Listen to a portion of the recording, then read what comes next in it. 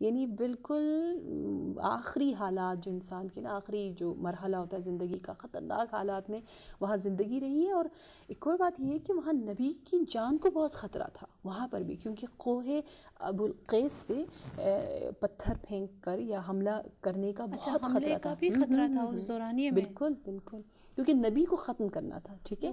اور وہاں ملتا ہے کہ اب جناب ابو طالب صبح و شام نبی کی جان کی حفاظت کرتے تھے. ہمارا درود اور سلام ہو اس مجاہد اعظم پر، اس نسل طاہر پر، کہ رات کو کہتے کئی بار نبی کا بستر بدلتے تھے اور علی کو سلاتے تھے، اپنے بیٹے کو کہتے تھے نبی کے ساتھ، کیونکہ کبھی بھی وہ حملہ کر کے نبی کی جان کو لینا چاہتے تھے. اور اتنا خطرہ شدید تھا، میں کہوں گی لیلۃ المبیت صرف ایک رات نہیں تھی، بلکہ اس کا آغاز شاب ابی طالب سے ہوا کہ کئی راتیں علی نے اتنے خطرے میں گزاری. اتنا خطرہ زیادہ تھا، یعنی خطرے کا انداز، خطرے کی شدت کا انداز آپ اس جملے سے کریں کہ جناب علی نے ابو طالب سے کہا کہ بابا جان میں تو مارا گیا، انی مقتول، آج تو یقیناً میں مارا گیا، یعنی مجھے یقین ہے کہ میری جان اتنی خطرے میں، اس حد تک کہا گیا ہے. بہت اچھا. تو اس شاب ابی طالب میں ٹوٹل کتنے افراد تھے، کتنے لوگ تھے؟ میں نے آپ کو بتایا تقریباً 40 افراد تھے جو تاریخ بتاتی ہے. جی، تو اس میں حضرت ختیجہ بھی ہیں. اچھا، بچوں کی رونے کی آواز بھوک سے، یا جب دھوپ ہوتی ہے شدید دھوپ کی وجہ سے، یا جب سردی کا موسم ہے تو اس وقت بھی کوئی چیز نہیں، 3 سال کی مدت ہے، اس قدر زیادہ کہ ان کے رونے کی آواز کعبہ تک آ جاتی تھی، کیونکہ وہ بہت قریب تھا نا اس زمانے میں، تو ساتھ کعبہ کے قریب ہی، یعنی پیچھے جو پہاڑ ہے اس درے میں. تو یعنی اتنی، اور مجھے جب بھی میں یہ واقعہ پڑھتی ہوں حضرت فاطمہ الزہرا کی یاد تازہ ہوتی ہے، اور اتنے بنی ہاشم کے بچے اور جناب ختیجۃ الکبریٰ سلام اللہ علیہا. بہت اچھا. شاب ابی طالب میں جناب خدیجہ کا کیا کردار رہا ان مشکلات میں؟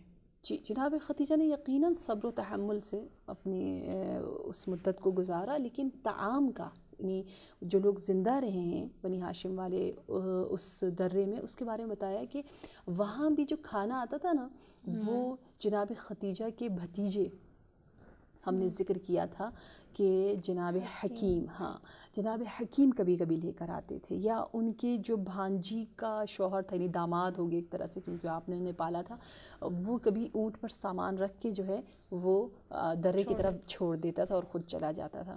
واقعہ ایک ملتا ہے، ایک مرتبہ جناب حکیم غزہ لے کر جا رہے تھے تو ابو جہل سامنے آئے اور ان کی باقاعدہ لڑائی ہوئی، اور تو کسی تیسرے شخص نے کہا کہ ارے یہ مال ہی ختیجہ کا ہے، جس کا مال ہے وہ اس کو پہنچے، اس میں تمہیں کیا جاتا ہے؟ تو ابو جہل نے کہا کہ نہیں، میں ہرگز ایسا کام نہیں ہونے دوں گا. اس نے سخت ممانعت کی. حکیم خود مسلمان تھے نہیں تھے؟ نہیں، ظاہراً نہیں ظاہراً کیونکہ اسی گروپ میں تھی. جی، ہمدردی تھے. اور جیسے جناب ابو طالب کے اسلام کے بارے میں کہا جاتا ہے کہ وہ تقیہ کی حالت میں تھے، یا جو حالت اصحاب کہف کی تھی، جوانان اصحاب کہف جیسی ان کی حالت تھی. یوں کہا حضرت ابو طالب خود شاب ابی طالب میں تھے؟ یقیناً ہاں، میں نے آپ کو بتایا نا، وہ رات کو کئی مرتبہ بستر بدلتے تھے. علی کو ابو طالب ہی کہتے تھے. سب سے بڑے دشمن کفار کے وہ جناب ابو طالب تھے نا، کیونکہ ان کی وجہ سے نبی کو اتنی آزادی، اتنی پروٹیکشن ملی ہوئی تھی. تو ان پر سب سے زیادہ پابندیاں تھیں، اور انہوں نے ہی دستخط کیا عہد نامے پر. تو اب یہ عہد نامہ جو ہے وہ کہتے ہیں کعبہ میں کپڑے پر لکھ کے لگایا گیا کہ کوئی بنی ہاشم سے نہیں ملے گا یہ جو شاب ابی طالب کے لیے. تو یہاں نبی کو وہی نازل ہوئی، کیونکہ ذہن میں آتا ہے کہ کیسے لوگ باہر نکلے شاب ابی طالب سے. ٹھیک ہے نا. لیکن شاب ابی طالب میں جناب ختیجہ کے کردار کو پہلے کلیئر کر لیں. جی کر لیا، آپ کو بتا دیا کہ انہی کے ہی رشتہ داروں کے ذریعے ان کے لیے طعام آیا، اور صبر تحمل سے اس سے زیادہ ہمیں کچھ نہیں ملتا. جی جی. پھر اس کے بعد نکلے کیسے؟ نکلنے کا یہ ہے کہ نبی کو وحی ہوئی کہ وہ جو عہد نامہ باقاعدہ جو سائن ہوا، وہ جو کعبہ میں لٹکا ہوا ہے اس کو دیمک نے کھا لیا ہے. جی. تو یہ واقعہ مشہور ہے. تو یہ جب یہ وہی نبی پہ نازل ہوئی تو جناب ابو طالب آئیں اور آ کر کہا کہ چلے دیکھتے ہیں عہد نامہ، اگر سالم ہے تو ٹھیک، نہیں ہے تو ہم نکلا. تو وہ دیکھتے ہیں کہ جی جس طرح خدا کا وعدہ تھا کہ وہ باقی نہیں تھا، جس کی وجہ سے وہ شرمندہ ہوئے اور ان کو باہر آنے کی. دیمک نے سب کچھ کھا لیا سوائے نام اللہ کے. بالکل. اللہ اور محمد کے نام کو چھوڑ دیا اور باقی سب کچھ کھا لیا، جو ایک نشانی تھی کفار کے لیے، مشرکین کے لیے. یہ خود ایک عظیم معجزہ یقیناً. جی، جہاں تک میرا علم ہے کہ جناب خدیجہ نے شاب ابی طالب میں بیماری میں کافی عرصہ گزارا. جی، اسی بھوک اور مشکلات کی وجہ سے آپ بستر علالت پہ پڑ گئیں، اور جب آپ باہر نکلی تو آپ مریض ہی رہیں، بیمار ہی رہیں، آپ بستر علالت پر ہی رہیں اپنی زندگی کے آخری ایام تک. جی ہاں بالکل. اور اس دوران یہ تیمارداری کا جی یہ بھی تاریخ نے لکھا ہے کہ نبی کہاں چھوڑ سکتے تھے خدیجہ کو، تو اتنے احسانات جناب خدیجہ کے ہیں نبی پر، اسلام پر. تو آپ مسلسل جناب خدیجہ کے بستر پر تشریف لاتے، عیادت کرتے، ان کے ہمراہ رہتے، آپ کی آنکھیں اشک آلود ہوتی. یہ بھی لکھا ہے. آپ نے روتے ہوئے ایک جملہ کہا کہ اکرہو ما نزل بکی یا خدیجہ وقد جعل اللہ فی الکرہ خیرا کثیرا. یعنی اے خدیجہ، تیری یہ حالت جو میں دیکھ رہا ہوں نا، تم مریض ہو، یہ میرے لیے بہت گرا ہے. یہ مجھے کراہت، نہیں مراد، مشکل لگتا ہے، بہت میں غمگین ہوتا ہوں تمہیں اس حالت میں دیکھ کے، فکر مند ہوتا ہوں. لیکن اس میں بھی کوئی مصلحت ہے. قد جعل اللہ فی الکرہ خیرا کثیرا، کہ کبھی مشکل میں بھی کوئی مصلحت ہے، کوئی خیر ہے. جیسے مجھے یہ آیت بہت پسند ہے، آسان تکرہوا شیئا وہو خیر لکم. کبھی کبھی میں کہتے ہیں یہ کیا ہوا، برا لگتا ہے، لیکن اس میں بہت خیر ہوتا ہے. یہ اکثر میاں بیوی کے ریلیشن شپ کے بارے میں ہے کہ کبھی شادی کے بعد شوہر کو بیوی اچھی نہیں لگتی اور بیوی کو شوہر کی کچھ عادتیں اچھی نہیں لگتی، تو ہم ایک دم سے چڑنے لگتے ہیں. اور ویسٹ میں تو خاص طور پر فوراً ہی اگر مرد سنورنگ بھی کر رہا ہو تو دوسرے دن ہی ڈائیورس ہو جاتی ہے.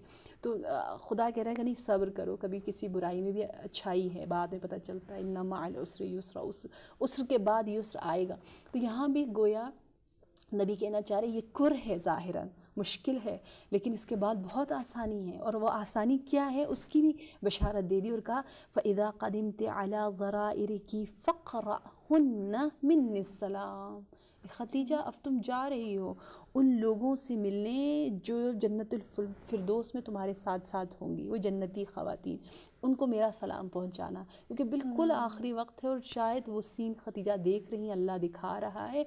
تو نبی اس انداز سے کہہ رہے ہیں کہ تمہارے استقبال کے لیے، استقبال کے لیے وہ جنتی منتخب شدہ خواتین آ رہی ہیں، ان کو میرا سلام پہنچانا. وہ خواتین ہمیں پتہ ہے جناب مریم، جناب آسیہ، یہ ہستیاں ہیں، یہ ساری معتبر شخصیات جو تاریخ میں جی ہاں اپنا نام، اپنا مقام رکھتی ہیں. اب جب جناب خدیجہ کی وفات کا وقت قریب آیا، جس طرح آپ نے کہا کہ رسول نے بشارت دے دی اور بتا دیا کہ آپ کا اب جانے کا وقت ہے، تو ہر انسان مرنے سے پہلے ایک وصیت کرتا ہے. تو جناب خدیجہ نے جاتے جاتے ہمیں وصیت کرنے کا کیا انداز سکھایا؟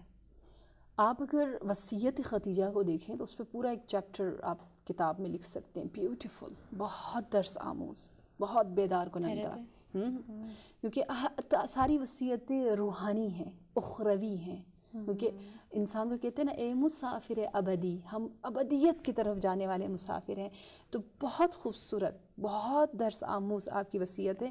سب سے زیادہ آپ چاہتی ہیں دعا، کہتی ہیں یا رسول اللہ میرے لیے دعا کریں. دعا عرش الہی کو بھی لرزہ بے اندام کر دیتی ہے، تقدیروں کو بدل دیتی ہے. آپ میرے لیے مغفرت طلب کریں. آپ دفن کے وقت قبر کو اپنے وجود سے معطر کریں اور اپنی نماز اور دعاؤں سے اس کو بابرکت کریں. اور ایک چیز مانگنا چاہتی ہیں خدیجہ. آپ نے زندگی میں کبھی کچھ نہیں مانگا تھا؟ کچھ نہیں مانگا، کبھی نہیں مانگا تھا. اللہ کرے آج کل کی بیویاں بھی ایسی ہوں، ڈیمانڈ نہ کریں، کچھ نہ مانگے. زہرا نے بھی کبھی علی سے کچھ نہیں مانگا، اور یہاں پر خدیجہ بھی کبھی نبی سے کچھ نہیں مانگ رہی. تو کچھ نہیں مانگا تھا، اب کچھ مانگنا چاہتی ہیں، نہیں مانگا جاتا، شرماتی ہیں. جناب خدیجہ رسول خدا سے جی نہیں مانگ سکتی. وہ بھی مانگنی چیز، جو چیز مانگ رہی نا، جب میں آپ کو بتاؤں گی تو آپ حیران ہو جائیں گے. وہ ایک معنوی چیز ہے، روحانی، اسپریچول چیز ہے، کوئی ظاہری اس چیز نہیں ہے، مادی چیز نہیں ہے کہ انسان شرمائے. جس طرح زہرا بھی شرمائی تھی نبی سے کچھ مانگتے ہوئے، آپ کو ہیلپر چاہیے تھی، جو تسبیح کا واقعہ ہے. تو آپ نہیں کہہ سکی. آپ گئی تھی نبی سے ملی تھی، گئی تھی ان کے گھر مانگنے کے لیے، لیکن آپ خاموشی سے واپس آ گئی.